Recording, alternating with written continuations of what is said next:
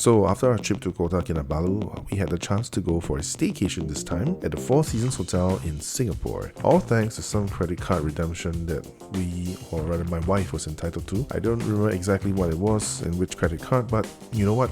That doesn't really matter, does it? What matters is the hotel itself. That's what you're here for, so let's get on to it. The Four Seasons Hotel Singapore, a luxury 5-star hotel located in the heart of Singapore in Orchard Road, with close proximity to several malls including Tanglin Shopping Centre, the Forum and Ion Orchard. Location-wise, it doesn't get much better than this. Behind me is the Four Seasons Hotel Singapore, which is where we're staying for 2 days and 1 night.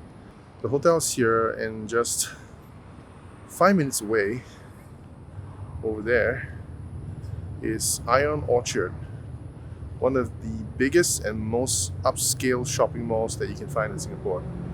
So, if you're staying in this hotel and you have nothing to do, you can just go to the mall and it's just 5 minutes away. And in case you didn't know, the Four Seasons actually has more than 100 hotels and resorts all over the world. This particular one in Singapore was built in 1994. We're now in 2023, so this means the hotel is almost 30 years old, and that makes it the oldest Four Seasons hotel in Asia.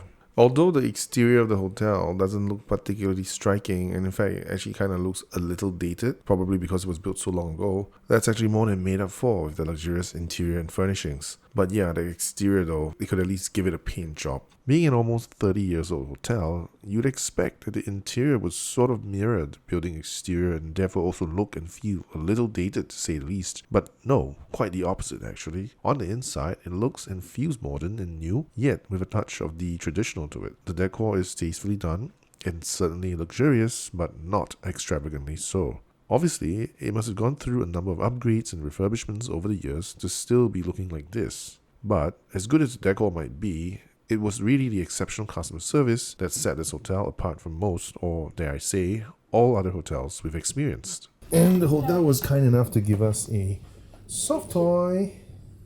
So cute. For our son. Magnets don't have lines. Here you go. Say thank you. So our room is located on the 18th floor of the Four Seasons Hotel, and we actually have a great view of the city. We weren't expecting to have such a great view of the city. I was half expecting the room to have an inward-facing view, so not really any view at all. So even though our day got off to a bad start with my wife spraining her ankle and having to hop to get around, we felt grateful for the room upgrade, the great view, and most of all, the amazing customer service. So now, time for a quick tour of the room. We have a king-size bed and 4 pillows to go along with it. There's a large mirror with a dressing table next to the bed, so that's where you can do your makeup and get ready if someone else is using the bathroom, I guess. Here's the bathroom. There's a separate room for the toilet. Always a great design choice because 2 people can use the bathroom at the same time and for 2 entirely different activities, if you know what I mean. We also have a shower stall and a bathtub, which does look kind of small. But hey, better something than nothing, right? And then you have a safe to keep your valuables. It isn't too deep though, so you probably can't keep anything bulky in there, so yeah, just be mindful of that. And a place to hang your clothes. Pretty standard stuff, nothing much to shout about. Couple more things worth mentioning are that you do have a decent sized TV, but it can be a little small if you're watching from the comfort of your bed. Right here, I'm sitting on the edge of the bed and it's already a little small for my own liking. There's no Netflix or Disney Plus, although they do have a bunch of channels to choose from like CNN, Nat Geo, HBO, and so on. Now, I forgot to take any footage of the minibar, though. But if memory serves me well, they offer 2 complimentary bottles of water that you can see right there on the left side of the screen, and the usual instant coffees and teas. Everything else is chargeable as per usual.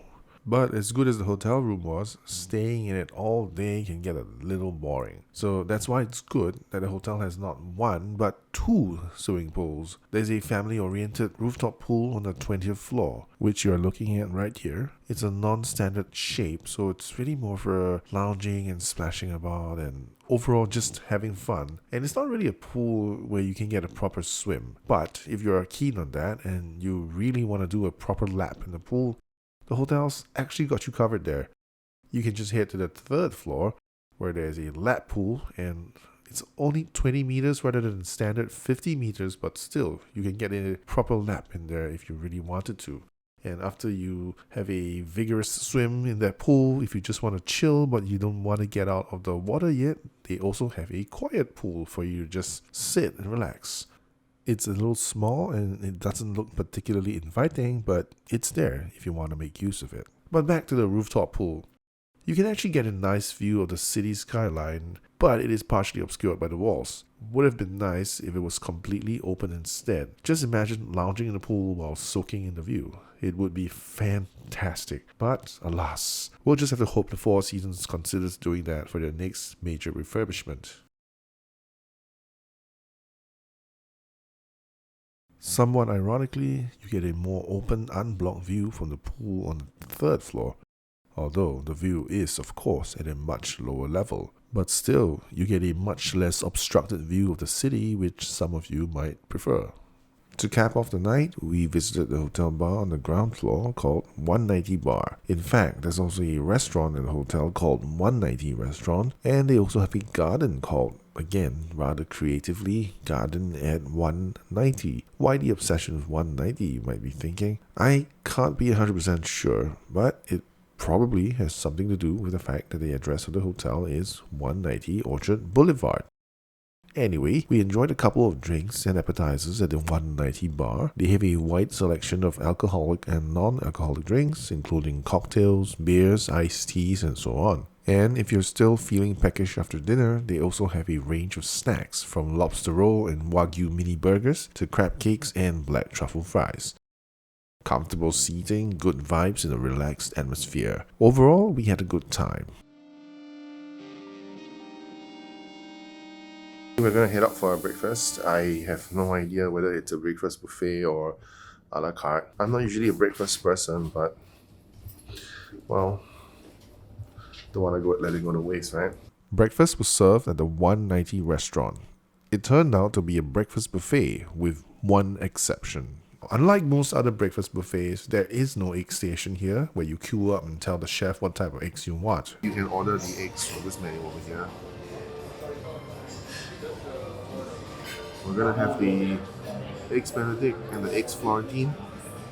The breakfast was decent with a selection of pastries, breads, dim sum, cold cuts, fruits, hot food like sausages, noodles, rice, and so on. If I had to compare it, I'd say it is ranked below what we had at the 4 Points by Sheraton Phuket Patong, which I maintain till today was the best breakfast buffet we've ever had. But this one here at the Four Seasons was decent and definitely at least one notch above most of the other breakfast buffets we've tried.